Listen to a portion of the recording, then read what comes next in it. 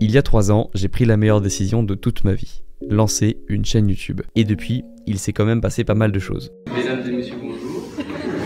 Je suis ravi de vous retrouver pour ce cours de droit des sociétés. Aujourd'hui, mon objectif c'est de vous faire la vidéo que j'aurais aimé voir lorsque je me suis lancé sur YouTube en 2019, vous partager le plus d'enseignements possible pour mettre toutes les chances de votre côté si vous aussi, vous voulez vous lancer dans l'aventure YouTube. Je tiens également à remercier Fiverr, le partenaire de cette vidéo qui est une plateforme de mise en relation avec des indépendants et les entreprises. On en reparle plus tard dans la vidéo. Le premier conseil que je donnerais à une personne qui se lance sur YouTube, c'est de désacraliser les youtubeurs. Le problème de passer beaucoup de temps sur YouTube, c'est qu'on voit beaucoup des personnes à travers un écran, et lorsqu'on voit des personnes derrière un écran, on a tendance à les idéaliser parce qu'il y a du montage, parce qu'il y a de la musique, et donc tu peux avoir tendance à penser que tu n'es pas aussi bon que les personnes que tu vois derrière l'écran. Et je me rappelle que moi il y a 3 ans, j'avais tendance à me voir comme ça, et les youtubeurs à les voir comme ça. C'est-à-dire que je les voyais comme des surhumains, comme des personnes qui avaient plus de choses que moi, qui étaient mieux organisées que moi, qui avaient des choses que moi je n'avais pas, et donc ça m'a poussé à ne pas me lancer sur YouTube jusqu'à désacraliser les youtubeurs que je suivais. Et pour la petite anecdote, je vous mettrai à l'écran des photos que j'ai prises avec des youtubeurs courant été 2019, à l'époque où je voulais lancer ma chaîne YouTube, parce que c'était une époque où je voulais rencontrer le maximum de youtubeurs en vrai pour les désacraliser et pour prendre conscience que c'était des personnes comme vous et moi, que c'était des humains et que moi aussi je pouvais réussir sur YouTube si je commençais à publier des vidéos. Le deuxième conseil, c'est de ne pas chercher à tout savoir avant de commencer, mais d'abord de commencer et ensuite de chercher à tout savoir. Que ce soit pour lancer une chaîne YouTube ou pour commencer une transformation physique ou pour commencer tout autre projet professionnel ou entrepreneurial, l'important c'est de penser vraiment à la première étape. Et pour lancer une chaîne YouTube, pour moi c'est simplement de trouver une caméra, trouver quelque chose qui peut nous filmer, essayer de faire un plan qui pourrait passer sur YouTube, commencer à parler devant la caméra, s'exercer pour être à l'aise devant la caméra et ensuite pourquoi pas passer au montage. Mais ne commence pas à penser qu'un projet n'est pas pour toi parce que tu n'arrives pas à tout faire dès le début. C'est normal, c'est un nouveau projet. Salut, pour ceux qui me connaissent pas ou qui me connaissent peu, je m'appelle Grégoire Dossier, trop scolaire déjà. Il y a plein de nouvelles choses à maîtriser, c'est normal et c'est même ok de ne pas tout savoir faire dès le début. Identifie la première étape pour toi, comme créer une chaîne YouTube, trouver une bannière, trouver une photo de profil, trouver un nom, trouver quelque chose que tu vas pouvoir apporter sur ta chaîne YouTube. Ensuite, passe à l'étape 2, puis l'étape 3, mais ne commence pas à te bloquer toi-même en pensant à l'étape 40 tant que tu n'as pas passé la deuxième étape. Le troisième conseil, c'est de te créer une identité visuelle et sonore. Le meilleur exemple de cela en France, ce serait Lena Situation, et aux États-Unis, ce serait Emma Chamberlain et Ryan Trahan. Ce sont tous des youtubeurs qui ont leur propre identité visuelle et sonore, dans le sens où lorsque tu regardes une vidéo de ces personnes, tu sais que tu es sur la chaîne de ces personnes, parce qu'il y a des musiques et parce qu'il y a une façon de tourner qui n'existe que chez ces personnes. Et il y a aussi ce que j'appelle l'identité des mots, c'est-à-dire qu'il y a des youtubeurs qui incarnent des mots. Par exemple, si je te dis protéine, normalement tu penses à Thibaut InShape. Si je te dis mentaliste, tu penses à Fabien Licard, et si je te dis réfléchis citron vert, tu penses à Lena Situation. Et donc c'est important pour toi de ne pas créer simplement une chaîne YouTube, mais de créer un univers autour de ta chaîne YouTube pour d'une part te différencier des autres, mais surtout pour que l'on se souvienne de toi. Et les deux éléments les plus importants pour que tes vidéos se démarquent de celles des autres, c'est d'avoir un, des bonnes musiques, et 2, des bonnes miniatures. Et c'est pour cette raison que j'ai décidé de collaborer avec Fiverr pour cette vidéo. Alors qu'est-ce que c'est Fiverr? C'est une place de marché de mise en relation avec des indépendants. Tu peux contacter des graphistes, des beatmakers, des monteurs, des personnes qui vont réaliser des voix off. Si vous suivez la chaîne depuis longtemps, c'est pas la première fois que vous devez entendre parler de Fiverr. J'en avais déjà parlé lors de la réalisation de la couverture de mon livre, parce que c'était sur Fiverr que j'avais trouvé la graphiste qui s'est occupée de la couverture du livre. Et plus récemment, j'ai fait appel à des beatmakers que j'ai trouvés sur Fiverr pour la réalisation de cette vidéo, et c'est eux qui ont réalisé les musiques que vous entendez en fond depuis le début de cette vidéo. C'est des musiques libres de droit de type Lofi Beat.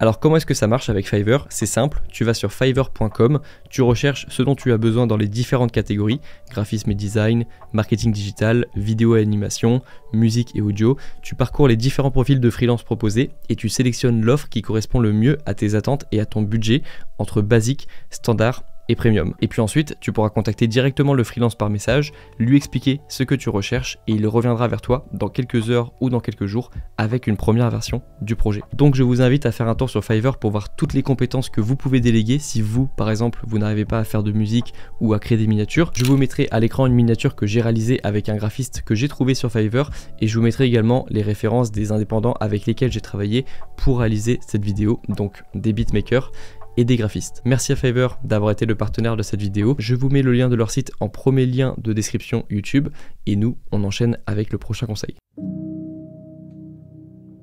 Un autre conseil, c'est de te fixer un nombre minimal de vidéos que tu vas uploader avant d'abandonner le projet YouTube. Et à ça, je rajouterai aussi le conseil de ne pas parler de ton projet à tout le monde avant d'avoir au moins upload 2-3 vidéos. Le premier conseil, celui de te fixer un nombre minimal de vidéos, c'est parce que tu vas avoir tendance à vouloir abandonner au début parce que tu vas faire des vidéos, tu vas t'investir dans ces vidéos et ces vidéos ne vont pas plaire. Il y a très peu de chances que sur les 10 premières vidéos que tu vas produire, celle-ci perce ou celle-ci même fasse quelques milliers de vues. Donc ça déjà, c'est important de le savoir que tu vas faire au début des vidéos qui ne vont pas bien marcher, qui vont être tournées, montées et publiées dans le vide, entre guillemets, parce qu'elles ne vont pas être vues par beaucoup de personnes. Ça fait partie de ton apprentissage et surtout, il faut te fixer un nombre minimum de vidéos avant que tu t'autorises à abandonner, parce que sinon c'est trop facile d'abandonner dès qu'une vidéo ou que quelques vidéos que l'on va faire ne vont pas bien marcher.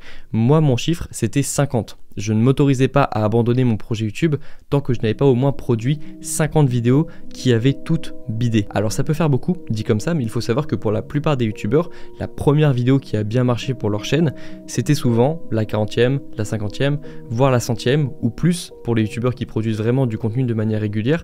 Il y a très peu de youtubeurs qui connaissent un succès sur YouTube au bout de la 10e vidéo. Le cinquième conseil, c'est de commencer par chercher une miniature et un titre. Ça, c'est une petite astuce de youtubeur qui est réalisée par en réalité beaucoup de youtubeurs parce que tu vas te rendre compte que naturellement, tu vas d'abord penser au fond de la vidéo avant de penser à la forme de la vidéo. Et parfois, tu vas faire une vidéo, tu vas la trouver bien, tu vas faire un bon montage, tu vas avoir une bonne histoire, etc. Sauf que va venir le moment où tu vas devoir trouver un titre et une miniature. Et souvent, ces vidéos performent moins bien que les vidéos qui ont d'abord été réfléchies par un titre et par une miniature. C'est un petit peu ce que disait Stan Leloup lorsque je l'interviewais dans mon podcast où il disait que le marketing c'était la base de tout et qu'il fallait d'abord penser au marketing avant de lancer le projet et pas lancer un projet et ensuite penser au marketing du projet. Et sur YouTube, le marketing c'est à 90% la miniature et le titre. Le sixième conseil, c'est d'analyser au lieu de consommer. Si tu veux te lancer sur YouTube, tu dois essayer de comprendre ce qui fait la différence entre une bonne vidéo et une mauvaise vidéo. Qu'est-ce que tu peux analyser sur une vidéo YouTube?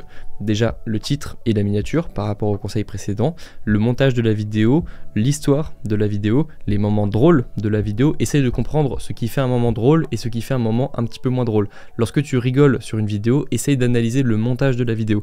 Lorsque tu trouves une vidéo intéressante, essaye de comprendre le passage qui t'a fait accrocher à la vidéo. Tout ça, c'est de l'analyse de vidéos et maintenant, si tu veux te lancer sur YouTube, tu dois plus être un simple consommateur de vidéos YouTube, mais tu dois analyser les vidéos pour comprendre pourquoi est-ce qu'elles marchent et pourquoi est-ce qu'elles te plaisent. Et encore plus difficile, tu dois analyser tes propres vidéos. Donc, regarder tes vidéos avec un œil extérieur et analyser ce que tu pourrais améliorer dans l'accroche de ta vidéo, le rythme de la vidéo, l'ambiance de la vidéo, le titre, la miniature, etc. C'est souvent les mêmes choses, mais ce sont les bases de YouTube, donc c'est ce que tu dois améliorer et ce que tu dois analyser.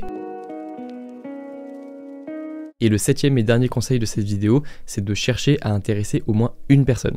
C'est difficile de se lancer sur YouTube, je le sais, je me rappelle encore très bien, on a parfois l'impression de parler à personne, on a l'impression de parler dans le vide lorsqu'on parle à sa caméra, et donc moi l'état d'esprit que j'avais, c'était d'intéresser au moins une personne. Et je me disais que même si mes vidéos à l'époque n'étaient pas encore assez bonnes pour plaire à l'algorithme de YouTube, si j'arrivais à plaire à une personne, elle allait parler de moi à une personne, puis ensuite me permettre d'accéder à des dizaines de personnes, puis des centaines, puis des milliers, etc. Et c'est vraiment au bouche-oreille que ça fonctionne au début sur YouTube, et donc ton but c'est d'intéresser au moins une personne et de provoquer des changements positifs chez au moins une personne qui te regarde. Et d'ailleurs c'est aussi un bon conseil pour les personnes qui ont du mal à parler devant la caméra. Lorsque tu parles à une caméra, dis-toi que tu parles seulement à une personne, parce que sinon si tu commences à penser qu'il y a des centaines de personnes qui te regardent ou que ta vidéo va être vue par des milliers de personnes, c'est effrayant au début, et donc dis-toi que tu parles simplement à une personne au début, et si c'est plus simple pour toi de tutoyer la caméra, fais-le, parce que moi c'est ce qui m'aidait au début à créer des vidéos lorsque j'étais pas forcément hyper à l'aise devant la caméra. Et pour finir cette vidéo, je te mettrai une vidéo bonus en description de la vidéo, en non répertorié, où tu trouveras une vidéo de moi brute, sans montage, sans rien, où tu me verras à mes débuts sur YouTube, en train de me reprendre, en train de bégayer, en train de galérer. Salut, merci de prendre un peu de temps pour regarder cette vidéo, cette première vidéo sur ma chaîne. Et ton but, c'est de te comparer à cette vidéo YouTube et pas de te comparer aux youtubeurs que tu suis depuis des années qui ont déjà beaucoup d'expérience dans le milieu, parce que sinon tu vas être démoralisé. Tu peux pas te comparer à tes débuts avec une personne qui s'est déjà améliorée depuis des années sur YouTube, qui a du meilleur matériel, qui a plus d'expérience, etc., qui a un meilleur réseau. Tu peux pas te comparer à ces personnes, sinon tu vas te démoraliser, et c'est pour ça que tu dois te comparer aux premières vidéos des youtubeurs, parce que c'est comme ça que tu arriveras à progresser petit à petit et à t'améliorer sans te décourager. Hop, une dernière chose que je voulais vous dire en fin de vidéo, c'est que non, il n'est pas trop tard pour se lancer sur YouTube en 2022. C'est une question que je me suis posée en 2019, c'est une question que se sont sûrement posées les youtubeurs en 2017 et c'est une question que se poseront sûrement les futurs youtubeurs en 2025. Non, il n'est pas trop tard pour se lancer sur YouTube. Oui, il y a déjà des youtubeurs établis, mais c'est pas parce qu'il y a des films qui ont déjà plu avant que tu peux pas créer ton film et ta propre histoire et toi aussi trouver une audience de personnes qui vont aimer ce que tu feras. C'est normal de te poser des questions avant de se lancer, c'est ta partie rationnelle du cerveau qui essaye de tout rationaliser pour être sûr que tu dépenses bien ton énergie. Mais si ta partie émotionnelle pense que tu peux le faire, alors lance-toi. Et puis voilà pour cette vidéo, voici les 7 conseils que je donnerai à une personne qui veut réussir sur YouTube. Je précise également, parce qu'on est en fin de vidéo, que la réussite c'est aussi une notion subjective et que c'est pas forcément en ayant des milliers et des centaines de milliers d'abonnés que vous serez plus heureux. Moi j'étais déjà très heureux lorsque j'avais 5000 abonnés sur YouTube, 10 000, 15 000. Le reste c'est du réseau en plus, c'est des statistiques qui augmentent, mais c'est pas forcément ça qui vous rendra heureux de l'intérieur. Merci encore aux partenaires de cette vidéo, Fiverr. Je vous mets le lien de leur site en description et je vous invite à regarder toutes les prestations qui sont disponibles sur ce site. Nous, on se retrouve dans quelques jours pour la prochaine vidéo. Bon courage dans vos projets et bon courage pour votre chaîne YouTube. Ciao!